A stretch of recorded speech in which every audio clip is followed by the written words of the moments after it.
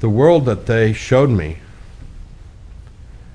in the near future, in a couple hundred years from now, is a world that is difficult for me to understand or accept. There was what I saw was no visible signs of technology. If there was technology, they hid it from me, or it was so subtle that I couldn't even see it. Maybe that's the case, but I assumed that, like, in the future, it would be a world of, like, high technology, and they showed me a world of not low technology, of no technology, where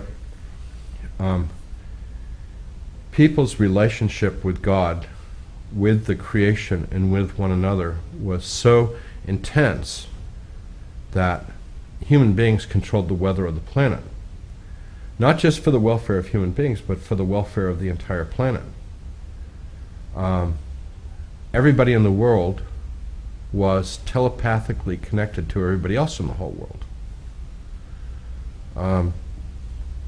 People raised food by simply, meditating or thinking about the food, and the food would just grow, and then they would pick it and eat it.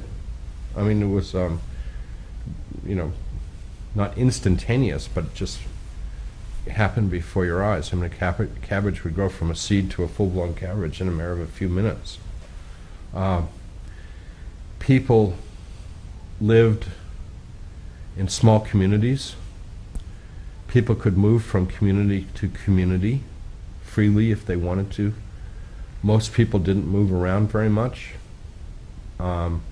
Some communities put an emphasis on music, some communities put an emphasis on science, some communities put an emphasis on celebration,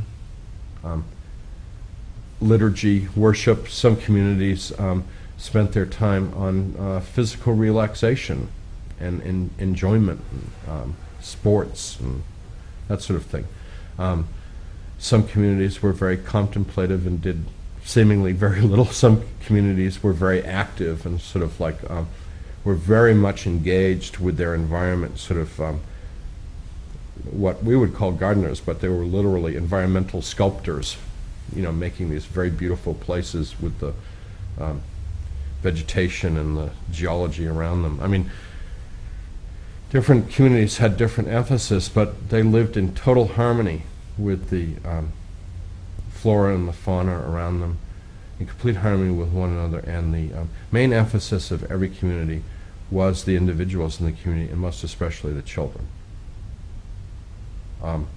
When people had experienced what they felt was their full life experience, there would be a great celebration, and they would lay down, and they would die, and their souls, their spirits, whatever, would be raised up to heaven. Dying was not seen as a sad thing or grievous thing. It was a joyous time. It was celebrated as a birth. People ate simply, dressed simply. From what I was shown, there were no possessions other than the clothes on their back and a few simple instruments like musical instruments or tools or things like that, which were pretty much shared communally. It was a world that's very difficult for me to make any sense of, because it's like,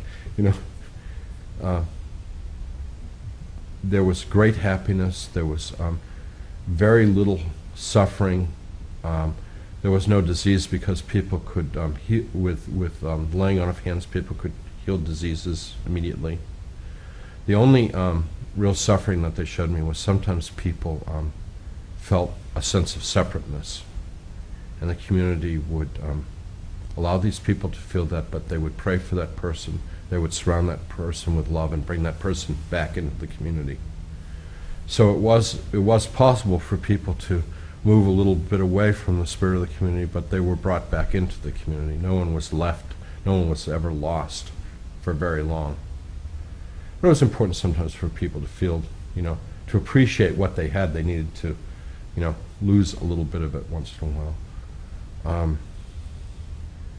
The Spirit of Christ lived in every heart, fully and completely.